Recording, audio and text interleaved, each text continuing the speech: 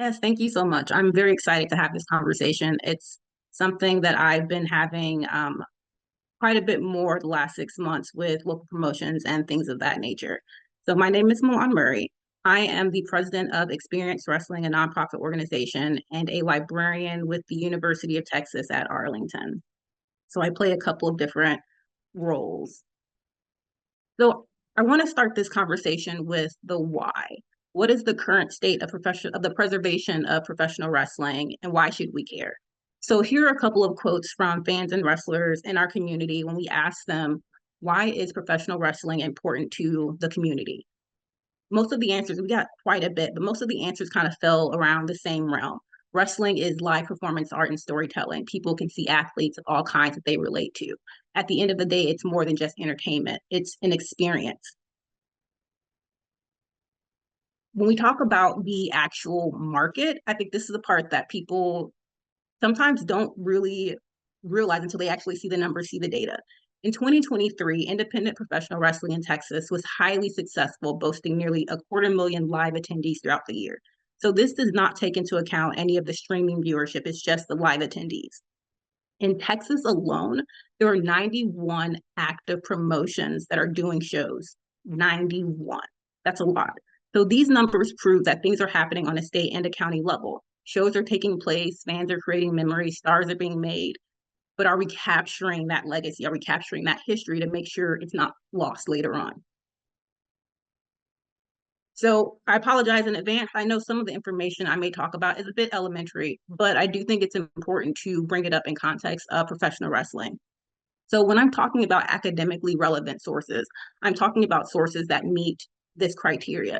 And while there are some online resources related to professional wrestling that are considered academically credible, many news articles, website, and opinion pieces, they do not meet the criteria, especially if you're talking about historical research, where it is extremely important to have sources that are either peer reviewed or fact checked for accuracy so that we can ensure we're giving out the appropriate information. In 2022, I conducted a database review, and I am in the process of doing one right now in 2024 because we found some incredible work happening since we did this last database review. But when we conducted this database review, it was to gain an understanding of where professional wrestling stood in comparison to other professional sports. And instead of just looking at history, I wanted to just go ahead and do a broad view of what type of research was happening. And I focused on peer-reviewed articles only to kind of narrow down that search. And within that, I looked through 445 databases that we had narrowed down to 23 disciplines out of the 97 that were available for the database search. And then we separated those down into 4 categories. We selected American football, basketball, and boxing because they were the closest related as far as like the audience and the viewership. And then we included gymnastics because we wanted to have kind of an outlier there that was still in some way related to kind of the bodily art of professional wrestling. So as you can see, the data was incredibly jarring. While I expected American football, especially, to have significantly more research and academic resources available, I was not expecting there to be such a large gap between, well, realistically, any of the professional sports and professional wrestling. With football, there were over 180,000 peer-reviewed articles available in those databases, and there's only about 1,100 available for professional wrestling. So we went through and very carefully omitted any articles that were not directly related to our query. So there were quite a few that mentioned professional wrestling, but we're not actually talking about professional wrestling. You'd be surprised how often professional wrestling is used as a comparison within politics. So we actually spent quite a bit of time actually just taking out articles that were talking about politics and using professional wrestling as a comparison. But this is honestly where it actually really starts getting interesting. For the most part, the categorical breakdown for popular sports is fairly consistent, with medicine and health being the most prominent. And I think that makes sense considering it's an academic, it's a sport where you want to ensure that the individuals are being taken care of. But when you get to professional wrestling, that's not the case. Despite the fact that the percentage of history-related content is higher than other industries, if a researcher, if a historian were to go in and try to find credible resources, credible information about the history that they are researching, they will eventually, just like I did, hit a wall where you're not able to find really anything. You're more likely to find resources related to pop culture and probably wrestling technique. And I think it was really interesting as we were talking through some of the other presentations and looking at books. A lot of the books kind of really did focus on wrestling technique, showmanship, and didn't really delve into or seem to focus on like the history, the true history. And I think that's the part that you really have to kind of dig in on when you're talking about professional wrestling, the true history and not the portrayed history. There is limited historical content with reliable sources available for mainstream wrestling, but it's nearly non-existent for the independent sector. And that's pretty incredible to me, considering the vast majority, not the vast majority, pretty much every individual who exists within the mainstream field came from, in some capacity, the independent areas around the country or around the world. So, and I know that this presentation is, the main focus is on the historical preservation side, but I feel like I would be remiss if I didn't point out that 9% when you're looking at medicine and health. The fact that, and I'll go back to the previous slide to just really kind of show that contrast. I said previously that it made sense that medicine and health had the highest category because we're talking about the well-being of the individuals participating in that sport. And yet, when you go to professional wrestling, only 9% of the peer-reviewed articles that I could find were related to medicine and health. And most of those were not actually digging very deeply into the well-being of the individuals in the industry. All right, so here's where I'm going to bring it back around. When we talk about the scholarly research process, it's an iterative process that requires the constant reevaluation of data that we find, right? But what if we don't have any data? And that's the big issue that we run into now. And that's the big issue that I'm sure a lot of researchers, a lot of historians have run into when they're trying to find information about professional wrestling without appropriate source material available. So that's our primary and our secondary sources. That's our peer-reviewed articles. Scholars are unable to publish some of those historical books, those journals, those reports that give us a more thorough understanding of the professional wrestling industry. It makes it to where courses can actually include some of that content in their curriculum. Essentially, you can't research the history of professional wrestling without something to actually study. So how do we kind of make a difference and how do we address that? So it's pretty much by being intentional about the preservation of the work being done and building collaborative partnerships with preservation experts or institutions that are willing to kind of assist with ensuring that the information you're putting out is academically credible. So what I like to tell individuals, there are really 3 key things that you can do that will assist in eventually getting to that point of being able to further conduct that research. For promotions and for independent wrestlers, saving everything.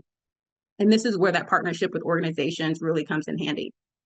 But those promotional and those marketing materials, the meeting and show notes, the business ledgers that talk about how much you paid various wrestlers, your swag samples, retired artifacts, and the photographs. And I really want to make a comment on the photographs because this is one thing as I've been working with local promotions for the last 2 years. With photographs, they often collect them, but then they forget to actually take that moment as they're uploading them to include the details about that photo, include information about not only who was in it, what was going on, the date of the event, because later on, as we're trying to sit down and figure out what happened in these photos, it's been 10, 15 years, and we're having to email various people, hey, do you happen to know who this person is? Or, man, do you remember where this photo is from? And taking that little extra step is a huge boon. It will be extremely helpful for individuals who are trying to do that research later on. When we get to partnering with organizations who can assist with the preservation and maintenance of some of those collected artifacts, your public libraries, your academic institutions. At my library, we have a special collection, and within our collections, we are building up a specific collection for independent professional wrestling. Here in Arlington, we are home to a lot of the very popular DFW area historical, promotions and things like that. Of course, we have the Von Erichs. So we have the Von Erich collection at UTA libraries. So building upon that, or other nonprofit historical organizations like Experience Wrestling, who are willing to kind of work with promotions and individuals who want to kind of maintain their work. But more importantly, I would say being vocal, like sharing your story in a way that's meant to share your true history. And again, not just that false history that's meant to promote your show, promote your character, promote the work that you're doing. Recording oral history, that would be the easiest and probably the most fun way to actually kind of make sure that your history isn't going to be lost or the history of your promotion isn't going to be lost. I absolutely enjoy doing those. And again, that goes back to being able to build like really fun collaborations with some of those experts, some of those organizations. Once those three things are kind of in place and we're saving everything, we're making sure that they're put into the right hands of individuals who can get those to researchers. We're being vocal and making sure that the history of these individuals are being recorded and collected.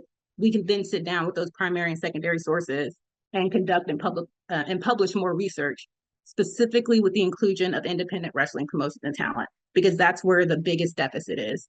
Within those 1,100 peer-reviewed articles that I located, probably about 50 to 60 of them were in reference to independent promotions. The vast majority of them are referencing WWE, and maybe only a handful at this point in time when I did that particular study was looking at AEW.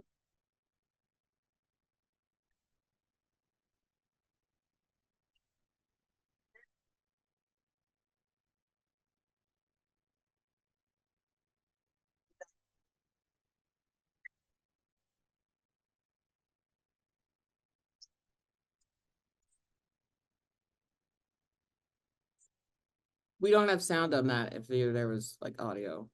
Oh.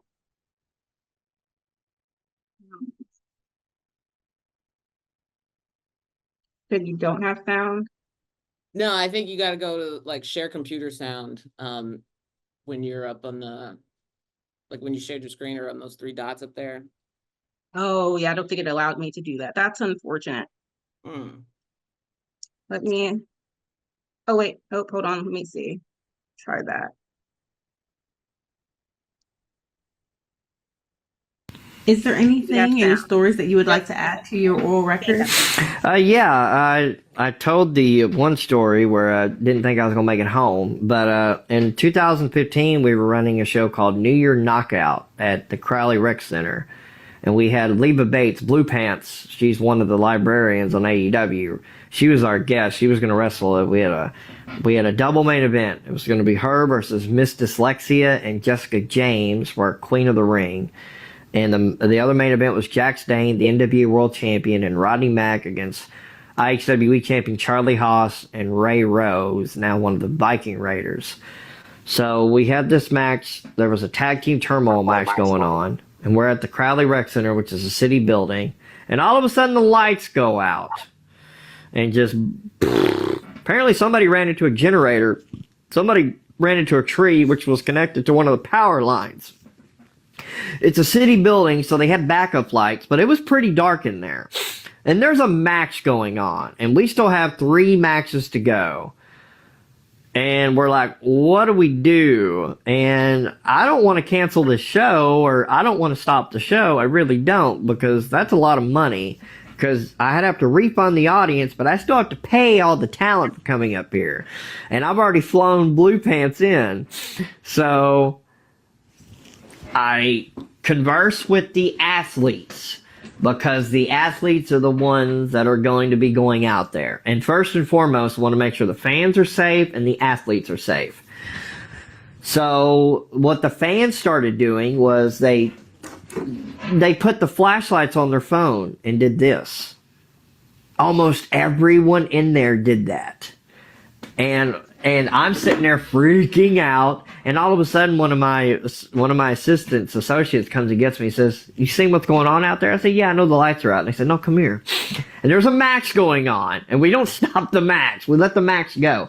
And I peek my head out the curtain, and there's all these lights shining towards the ring. And I'm like, that's cool. That's neat.